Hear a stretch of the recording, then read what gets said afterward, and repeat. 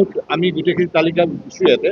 আমাৰ এইবাৰ 3 তাৰিখৰ পৰা আমাৰ হজযাত্ৰীসকলে অসমৰ পৰা আজিৰ পৰা আৰম্ভ কৰিছে, বোম্বেৰ পৰা আমাৰ হজযাত্ৰী, অসমৰ হজযাত্ৰী আমাৰ তাতে বিষয়া তাতে আছিল, আৰু 16 তাৰিখৰ পৰা কলিকতাৰ পৰা হজযাত্ৰী আমাৰ অসমৰে, তেওঁলোকে কলিকতাৰ পৰা যাব। আমি 3টা জেগাত আমাৰ 3টা কাৰ্যালয় কৰা হৈছে, তাতে আমাৰ ভলণ্টিয়াৰ বিষয়াসকল তাত উপস্থিত আছে।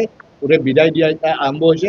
আমি গুৱাহাটী এমাৰ্গেশ্যনৰ পৰা, আমি গুৱাহাটী বিমানবন্দৰৰ পৰা আমি 3 তাৰিখে ৰাতিপুৱা আৰ্লি ইন দ্য মৰ্ণিং 6:10 প্ৰথম ফ্লাইটখন আমি 1টামান বজাৰ পৰা হজযাত্ৰীবিলাক ইয়াৰ পৰা যোৱা আৰম্ভ কৰিব, আৰু 3টা বজাত আমাৰ তাতে উদ্বোধন সমিতি থাকিব। তেখেতসকলে সকলো গ্ৰহণ কৰাৰ পিছত বাহিৰতেই হ'ব আমাৰ লাগেজ বুকিং হ'ব, তাতে আমাৰ কাষ্টম ইমিগ্ৰেশ্যন কামখিনি তাতে তেওঁলোকে কৰিব, আৰু আমাৰ পোনে পোনে এবাৰ কোনো মানুহ তালৈকে ভিতৰলৈকে যাব নিদিয়ে। হজযাত্ৰীসকলক বাছত উঠাই তেওঁলোকে পোনে পোনে ভিতৰলৈ লৈ যাব।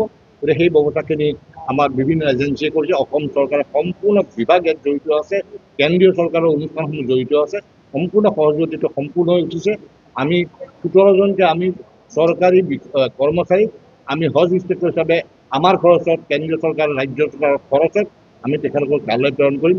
চিকিৎসকসকল ইতিমধ্যে তালৈকে গৈছে, নাৰ্ছ, চিকিৎসক, পেৰামেডিকেল, ফাৰ্মাচিষ্টসকলো তালৈ ইতিমধ্যে গৈছে। তাতে হস্পিটেল তেওঁলোকে তাতে মহল্লাই হস্পিটেল ৰাখিব। এই গোটেই কথাখিনি কোৱাৰ পিছত 2 তাৰিখে আমি তেওঁলোকক আনুষ্ঠানিকভাৱে ইয়াৰ পৰা বিদায় দিম। এই আনুষ্ঠানিক বিদায় সভাখনত আমাৰ অংশগ্ৰহণ কৰিব আমাৰ প্ৰাক্তন আৰক্ষী সঞ্চালক প্ৰধান আৰু বৰ্তমান RTI কমিশ্যনাৰ আয়ুক্ত ভাস্কৰ জ্যোতি মহন্তই, আৰু এখন নাবায়িকা বছৰেকীয়া স্মৰণিকা এইখন উন্মোচন কৰিব আমাৰ অসম দৈনিক অসম বাতৰি কাকতৰ সম্পাদক প্ৰাক্তন উপাচাৰ্য শংকৰদেৱ ইউনিভাৰ্চিটিৰ, তেখেতে এখন উন্মোচন কৰিব 6 বজাৰ পৰা।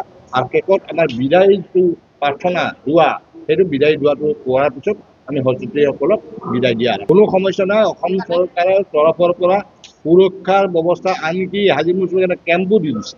ইয়াত এটা বেটেলিয়ন কেম্প থাকিব, তেওঁলোকে সকলো ব্যৱস্থা চাব। ফায়াৰ ব্ৰিগেড থাকিব, কিবা প্ৰব্লেম হয় বুলি মেডিকেলৰ ডক্টৰ টিম দি দিছে ইয়াত, তেওঁলোকৰ কাৰোবাৰ অসুস্থতা থাকিব পাৰে বুলি সম্পূৰ্ণ অসম চৰকাৰৰ আটাইবোৰ বিভাগ দিনে নিশাই তেওঁলোকে আমাৰ লগত সহযোগ কৰিছে।